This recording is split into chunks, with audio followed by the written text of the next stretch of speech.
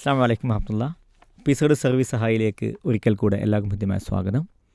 Kerala financial കോഡിൻ്റെ 4ാം chapter നമുക്ക് കിടക്കുകയാണ്.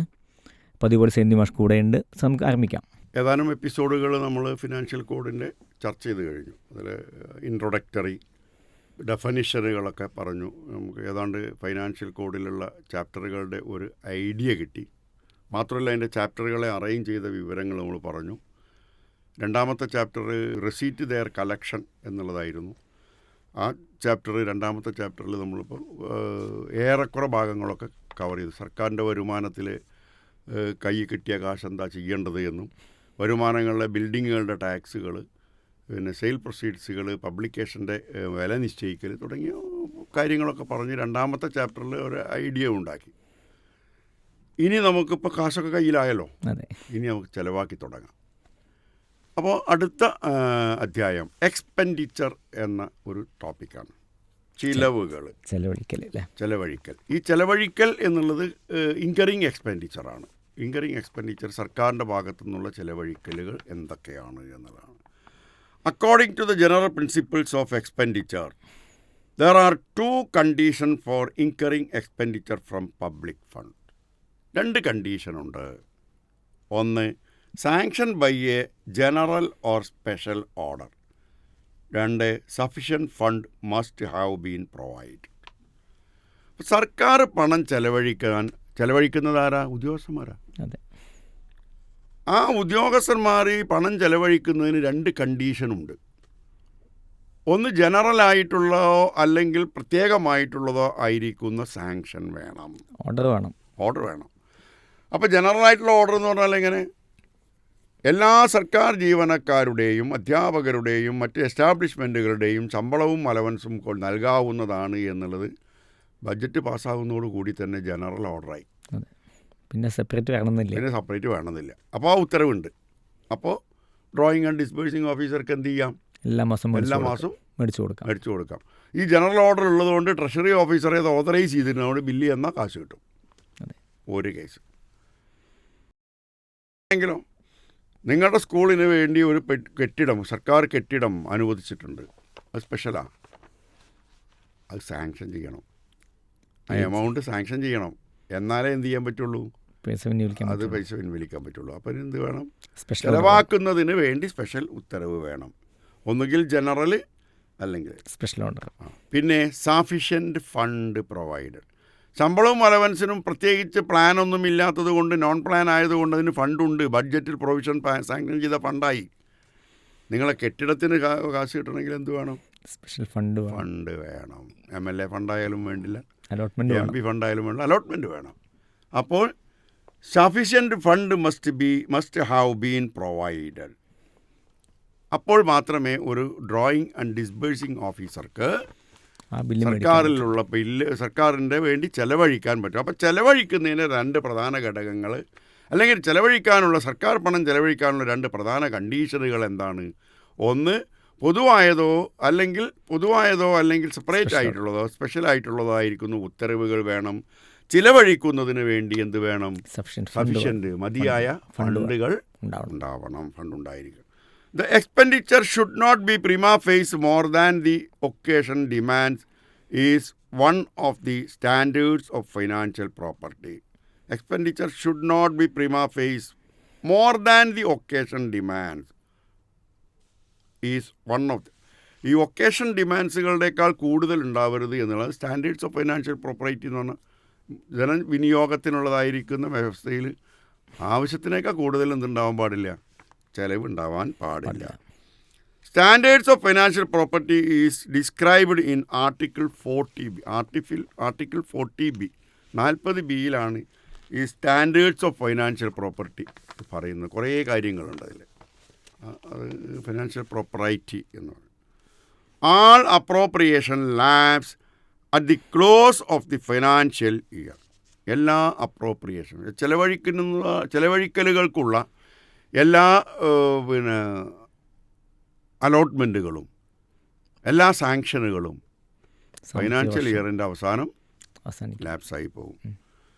The authority of sanction of expenditure should communicate to the accountant general. The authority of sanction of expenditure.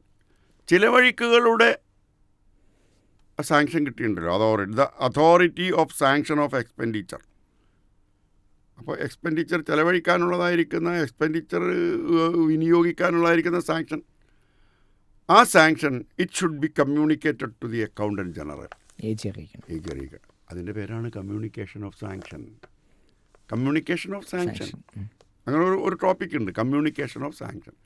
അപ്പോൾ ചിലവഴിക്കാനുള്ളതായ അനുവാദം കൊടുത്താൽ ആ sanctioning officer എന്ത് ചെയ്യണം, ആ സാങ്ഷൻ ഉത്തരവ്, ആ ചിലവഴിക്കാനുള്ളതായിരിക്കുന്ന ആ sanction it should be communicated to the accountant general. Is termed communication of sanction എന്ന് പറയും. A sanction for any fresh charge shall under it is specially renewed lapse if no payment is made during a period of 12 months from the date of issue of sanction.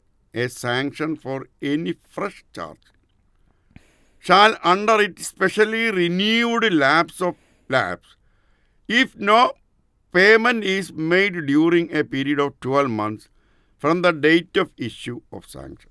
Article 50 പറയുന്നത് സാങ്ഷൻ്റെ 12 മാസത്തിനകം ചെലവഴിച്ചിട്ടില്ലെങ്കിലും renew ചെയ്താലും, ലാപ്സായത് renew ചെയ്താലും അതെല്ലാം എന്ത് ചെയ്യണം, communicate ചെയ്യണം, അറിയിച്ചിരിക്കണം. A sanction conveyed in order passed by a court of law in it judicial capacity will not lapse.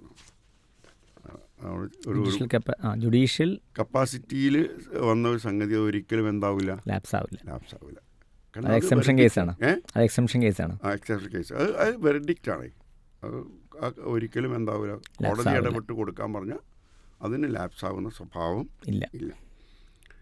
In respect of contract entered into on behalf of government for a period of more than 5 years, it should contain an unconditional power of revocation of cancellation by the government at any time after giving 6 months notice.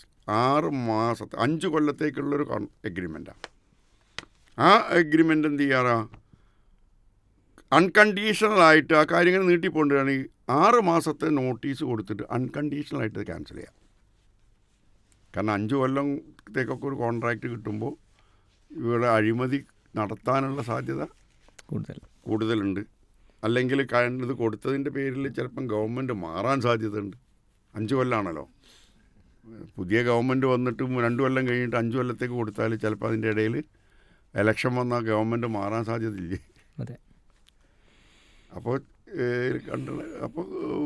5 കൊല്ലത്തേക്ക് കൊടുത്തിട്ടുള്ള കാര്യങ്ങൾ. കാരണം ഈ ചില റിപ്പയറുകളും മെയിൻ്റനൻസുകളും അതുപോലെ തന്നെ സാധനങ്ങൾ ക്രമമായി സാധനങ്ങൾ കൊടുക്കാൻ വേണ്ടി ചില കമ്പനികൾക്കൊക്കെ, ഇപ്പോൾ കെൽട്രോൺ കമ്പനിക്ക് ഇലക്ട്രിക്കൽ ഗൂഡ്സ് സപ്ലൈ ചെയ്യാനുള്ള കോൺട്രാക്റ്റ് 5 കൊല്ലത്തേക്ക് കൊടുത്തിട്ടുണ്ടെങ്കിൽ കെൽട്രോൺ തന്നെയാണ് 5 കൊല്ലത്തേക്ക് ആ സമ്പത് കൊടുത്തുകൊണ്ടിരിക്കുന്നത്. ഇപ്പം ഡെല്ല് കമ്പനിക്കാണ് കമ്പ്യൂട്ടർ സപ്ലൈക്ക് എന്നുള്ളതെങ്കിൽ 5 കൊല്ലത്തേക്ക് കൊടുത്തുവെങ്കിൽ ആ 5 കൊല്ലത്തേക്കാണ് കൊടുത്തിട്ടുണ്ട് എന്നുള്ളത് കൊണ്ട് 5 കൊല്ലത്തേക്കും ഈ അവർക്ക് തന്നെ കിട്ടിക്കൊള്ളുന്നില്ല. അൺകണ്ടീഷണലായിട്ട് എന്ത് ചെയ്യുക, കരാറ് ക്യാൻസൽ ചെയ്യാം. പക്ഷേ ആ കരാറ് ക്യാൻസൽ ചെയ്യുമ്പോൾ എന്ത് വേണം, 6 മാസം മുന്നത്തെ നോട്ടീസ് കൊടുക്കണം.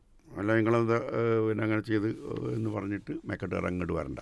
6 മാസം നോട്ടീസ് കൊടുത്ത് അൺകണ്ടീഷണലായിട്ട് എന്ത് ചെയ്യാം, അത് മരവിപ്പിക്കാം, കൊടുക്കാവുന്നതാണ്. As a general rule, a claim against the government not preferred within 2 years of its becoming due should be paid only after the sanction from the head of the department.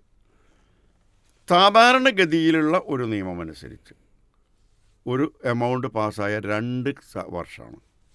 ആ 2 വർഷത്തിനകത്ത് അത് claim ചെയ്തിട്ടില്ലെങ്കിൽ free ഓഡിറ്റിന് പോവുകയല്ല. ആ claim പിന്നെ കിട്ടണമെങ്കിൽ വകുപ്പ് മേധാവിയുടെ എന്ത് വേണം, സാങ്ഷൻ വേണം. As a general rule, a claim against the government not preferred within 2 years of it becoming due should be paid only after the sanction from the head of the department.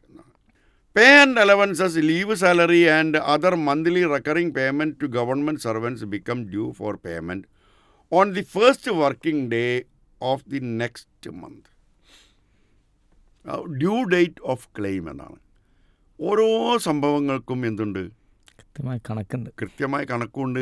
Due date of claim എന്നാണ് പറയുന്നത്. Claim കൊടുക്കാൻ due date പറയുന്നുണ്ട്. ദിവസം കൊടുത്തിരിക്കണം. മാത്രമല്ല അത് due date പറഞ്ഞത് വളരെ രസകരമായിട്ട് പറയുകയാണ്.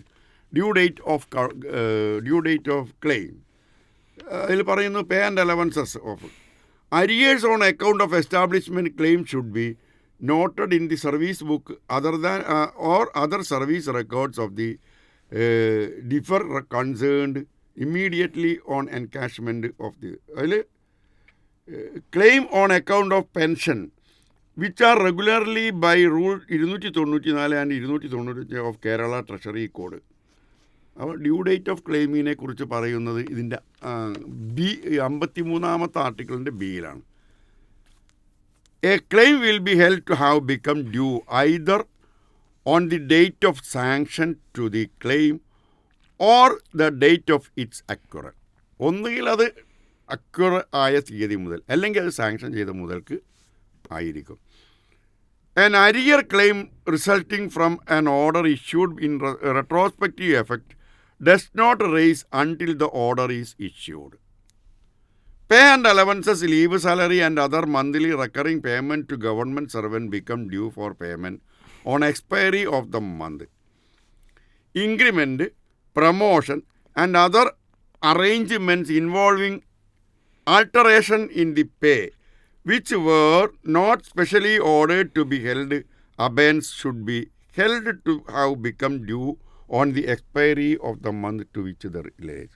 Increment അതിൻ്റെ ആ സമയം കഴിഞ്ഞാൽ അത് ഡ്യൂ ആയി കൊടുക്കാം. പിന്നെ claims for medical reimbursement should be treated as having become due for payment on the date of completion of the treatment as shown in the essentiality certificate. Essentiality സർട്ടിഫിക്കറ്റിൽ ചികിത്സ എന്ന് അവസാനിച്ചു എന്ന് രേഖപ്പെടുത്തിയ തീയതി മുതൽ മെഡിക്കൽ റീഇംബേഴ്സ്മെൻറ്റ് ഡ്യൂ ആയി. അപ്പോൾ ഡ്യൂ ഡേറ്റ് ഓഫ് ക്ലെയിമാണ് ഓരോന്നിൻ്റെ. Claim of travelling allowance whether requiring counter signature or not become due for payment immediately after the close of the month in which the journey is performed.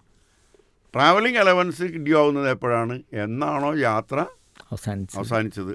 ഇപ്പൊ നിങ്ങള് പോയത് മറ്റേ leave travelling consultant അല്ലേ? LTC വെച്ചിട്ടല്ലേ പോയത്? LTC വെച്ച് പോയത് നിങ്ങൾക്ക് ടി ആണ്. അത് നിങ്ങൾക്ക് അഡ്വാൻസ് തരാന്നുള്ള വകുപ്പുണ്ടെങ്കിലും ഈ മാസം നിങ്ങൾ യാത്ര ചെയ്തില്ലേ, ഈ മാസം കഴിഞ്ഞാൽ നിങ്ങൾക്ക് എന്ത് ചെയ്യാം? ബില്ല് കൊടുക്കാം. അത് ഡ്യൂ ആയി. അങ്ങനെ മാസാവസാനം കൊടുക്കാം. Due for claim. Scholarship and grants in aid become due for payment on the last day of the month in which they are earned. ആ മാസത്തിൻ്റെ അവസാന ദിവസത്തിലാണ് അത് ഡ്യൂ ആവുക. അങ്ങനെ ഓരോ ക്ലെയിമുകളെയും ഡ്യൂ ആവുന്ന, അപ്പോൾ അതിന് ആ ടോപ്പിക്കിൻ്റെ പേരെന്നെ എങ്ങനെയാണ്? ഡ്യൂ ഡേറ്റ് ഓഫ് ക്ലെയിം എന്നാണ്. ഡ്യൂ ഡേറ്റ് ഓഫ് ക്ലെയിം ഏതാനും സംഗതി പറഞ്ഞു. അത് കേരള ഫിനാൻഷ്യൽ കോഡിലെ വോളിയം 1 53ാമത്തെ ആർട്ടിക്കിളിൻ്റെ സബ് ബി സ്മോൾ ബിയിലാണ് ഡ്യൂ ഡേറ്റ് ഓഫ് ക്ലെയിം എന്നുള്ള ടോപ്പിക്ക് പറയുന്നത്. ഇത് ഒരു പ്രധാനപ്പെട്ട ഒരു ചാപ്റ്റർ തന്നെയാണ്, ഒരു സംഗതിയാണ്. ഒരു ചോദ്യം പരീക്ഷയ്ക്ക് നിർബന്ധമായിട്ട് ഉടനെ ചോദിക്കും ഇതിന്ന്. ഏതാ ഡ്യൂ ഡേറ്റ് എങ്ങനെയാണ്? അതായത് ഉദ്യോഗസ്ഥന്മാർ അറിഞ്ഞിരിക്കണമല്ലോ ഓരോരുത്തർക്കും കൊടുക്കേണ്ടത്. കാരണം ചിലവാക്കുകയാണല്ലോ നമ്മൾ, ഇൻകറിങ് എക്സ്പെൻഡിച്ചറാണ്. അപ്പോൾ ചിലവഴിക്കുന്ന കാര്യത്തിൽ സർക്കാരിൻ്റെ പണം കൈവശം വയ്ക്കുക, കൊണ്ട് നടക്കുക, ചെലവഴിക്കുക. ആ ചെലവഴിക്കുന്ന ഉദ്യോഗസ്ഥൻ ചെലവഴിക്കുന്നതിൻ്റെ യഥാർത്ഥ തീയതികളൊക്കെ അറിയണ്ടേ? തീർച്ചയായിട്ടും.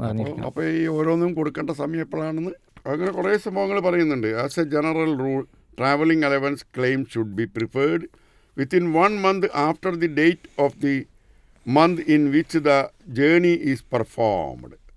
Scholarship and grants in aid become due for payment on the last day of the month.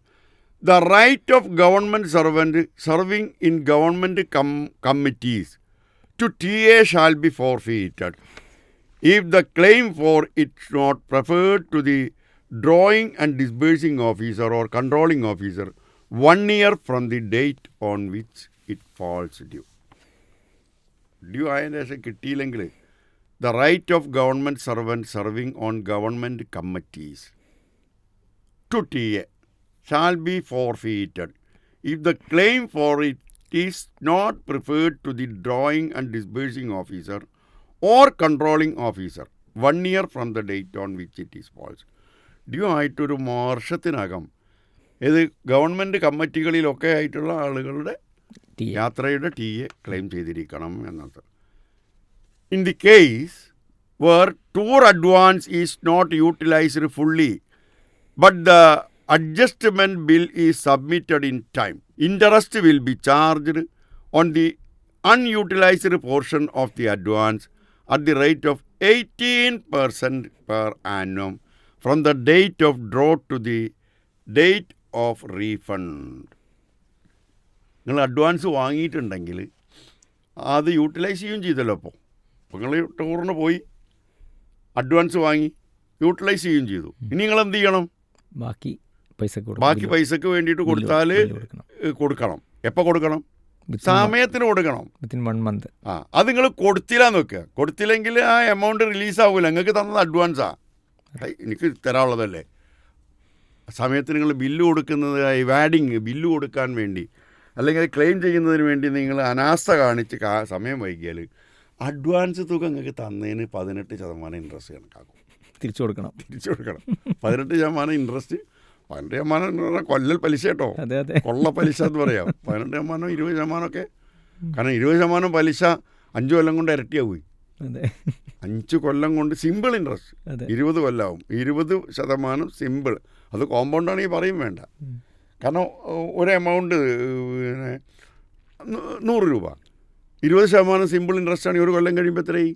20 റുപ്യ വന്നു. രണ്ടാമത്തെ കൊല്ലം എന്തായി? 20 റുപ്യ വന്നു. അപ്പോൾ 40 മൂന്നാമത്തെ കൊല്ലം വീണ്ടും 20 വന്നു. 4ാമത്തെ കൊല്ലം 20 വന്നു. 5ാമത്തെ കൊല്ലം 20 വരുമ്പോഴേക്ക് എന്തായി? 100%. ഡബിളായി, ഇരട്ടി. 5 കൊല്ലം കൊണ്ട് ഇരട്ടിയാവും. Simple interest.